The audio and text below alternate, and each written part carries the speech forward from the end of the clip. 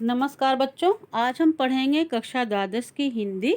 पुस्तक है अंतराल भाग 2 और पाठ का नाम है बिस्कोहर की माटी। इसके लेखक हैं विश्वनाथ त्रिपाठी जी। आज हम इसका पार्ट 2 लेकर के प्रस्तुत हुए हैं। पहले पार्ट में मैंने लेखक का जीवन परिचय और पाठ का सारांश आपको बता दिया था। अब हम इस भाग में पढ़ेंगे पैराग्राफ 1।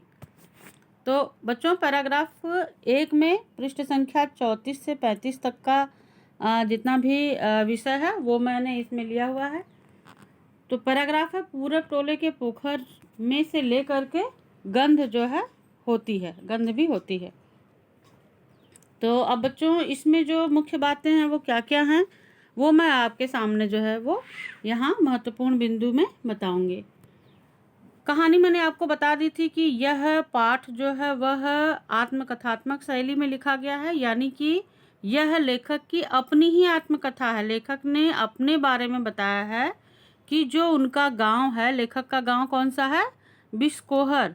तो बिस्कोहर जो गांव है वहाँ की क्या क्या विशेषता है, वहाँ क्या क्या चीज़ें हैं, उसके बारे में लेखक ने सारी बातें इसमें बताई हैं। तो उन्होंने जो शुरुआत की है वो यहाँ से शुरू किया है कि पूरब टोला के पोखर में कमल फूल का खिलना। बच्चों, कमल का पुष्प हम सभी ने देखा है और लेखक ने भी ये बताया कि उनके गांव में एक तालाब है, जहाँ पर कि कहाँ है तालाब?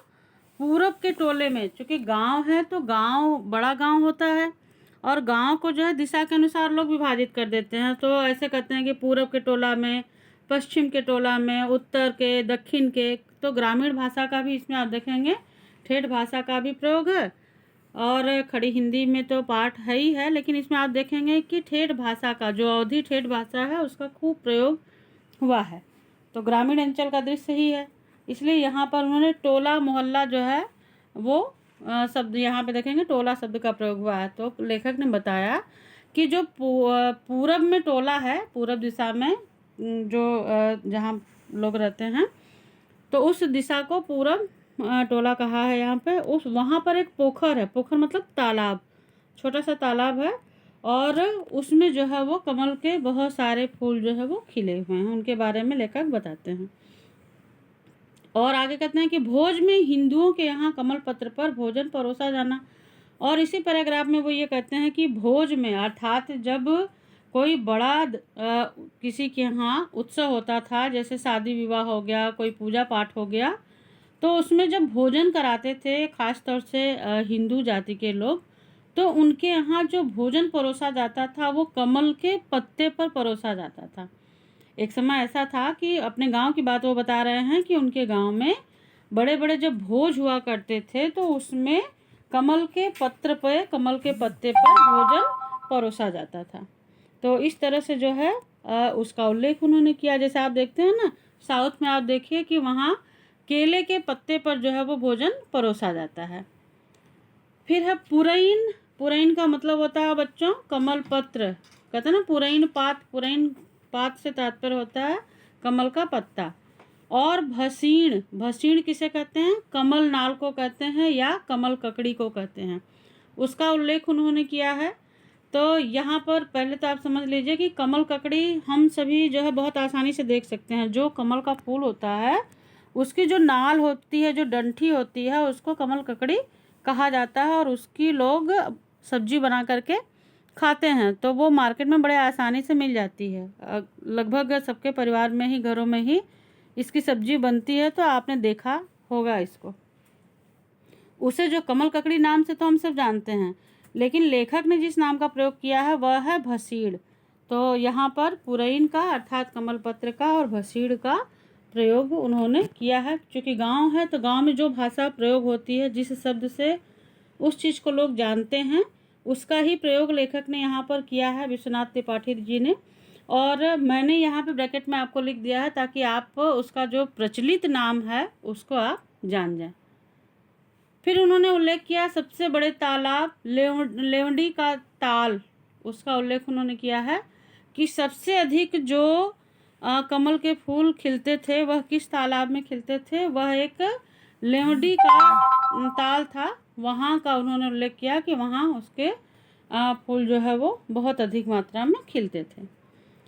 फिर इसी पैराग्राफ में इन्होंने ये बताया कि अकाल पड़ने पर कमल नाल खोद कर खांचों में भर भर कर खाने के लिए ले जाना। बच्चों वैसे तो लोग नहीं खाते हैं, लेकिन आपको ये तो पता ही है कि इसकी सब्जी बना करके खाई जा सकती है। तो जब अकाल पड़ता है, अगर ऐसी स्थिति आती है कि चाहे बारिश के कारण, सूखे के कारण अन्न की उपज नहीं हुई हो, या अकाल पड़ गया हो अधिक वर्षा या वर्षा न होने के कारण और लोग भूखे मर रहे हों, तो लोग फिर क्या करते हैं कि उस स्थान से जहाँ कमल का पुष्प खिलता है वहाँ पानी को हटा करके उसको दिशा दे करके एक तरफ, और वहाँ फिर जब जो नाल, चूँकि नाल है तो वो नीचे तक ही होगी, जड़ होगी, तो उसको लोग फिर खोदते हैं और खोद करके ले जाते हैं और उसको फिर भोजन के रूप में खाते हैं। और फिर चूँकि इनके गांव में बच्चों आप एक देखेंगे, एक चीज़ इसमें ये बताया गया है कि जो लेखक का गांव है उसमें नैसर्गिक आभा है, मतलब प्रकृति के बहुत ही नज़दीक हैं। गांव में जिन जिन चीज़ों का इन्होंने उल्लेख किया है लेखक ने, वह सब प्रकृति के अंतर्गत आती हैं, प्रकृति से प्राप्त होने वाली चीज़ें हैं, जो सौंदर्य लेखक ने यहाँ पर पाठ में बिखेरा है। तो इस तरह से उससे अभिभूत हुए बिना लेखक नहीं रह पाए हैं, और उसका वर्णन भी हम सबके सामने उसी तरह से किया है पाठ में। तो उन्होंने कहा कि कोइयाँ का होना, कोइयाँ जो है वो, कोइयाँ क्या होती है, तो गांव में तो बहुत प्रसिद्ध है, इसको जो ग्रामीण अंचल के बच्चे होंगे जानते होंगे कि कोइयाँ किसको कहते हैं। मैंने यहाँ पे आपको कोष्ठक में लिख दिया है कि कोइयाँ को ही कुमुद कहते हैं और इसको ही कोका बेली नाम से भी जाना जाता है। तो कमल के पुष्प की जो है वो तो बहार थी ही कि कमल के फूल चारों ओर खिले हुए हैं, बहुत सुंदर लगते हैं, उसकी नाल है, अकाल पड़ता है तो लोग उसको खोद कर ले जाते हैं, खाते हैं। लेकिन उसके साथ साथ एक और बहुत जो प्रचलित चीज़ थी वो कि कौन सी थी, किसकी बहार थी, वो थी कोइयाँ। कोइयाँ मतलब आपको इसमें बता दें मैंने, कुमुद या कोका बेली। तो लेखक द्वारा पंजाब में भी रेलवे लाइन की तरफ कोइयों का देखना एवं आश्चर्य में पड़ना। बच्चों लेखक ने ये सोचा था कि यह जो चीज़ें दिखाई दे रही हैं, जैसे कोइयाँ जो है, जो उनके यहाँ तालाब में दिखाई दे रही है, वह सिर्फ उनके गांव में ही होती है। लेकिन जब एक बार लेखक वैष्णो माता के लिए जा रहे थे दर्शन करने के लिए उनका, तो जब वो पंजाब की तरफ पहुँचे तो उन्होंने देखा कि रेलवे लाइन के तरफ जो पोखर थे, छोटे छोटे जो तालाब थे, उसमें भी बहुत सारी कोइयाँ जो हैं वो उगी हुई थी। तो ये देख करके उनको बड़ा आश्चर्य हुआ कि यह हमारे गांव में ही नहीं बल्कि यह कहीं भी देखी जाती हैं और कहीं भी पाई जाती हैं। शरद रात्रि में चांदनी के प्रतिबिंब एवं कोइयों की पत्तियों का उल्लेख। बच्चों जब शरद रात्रि होती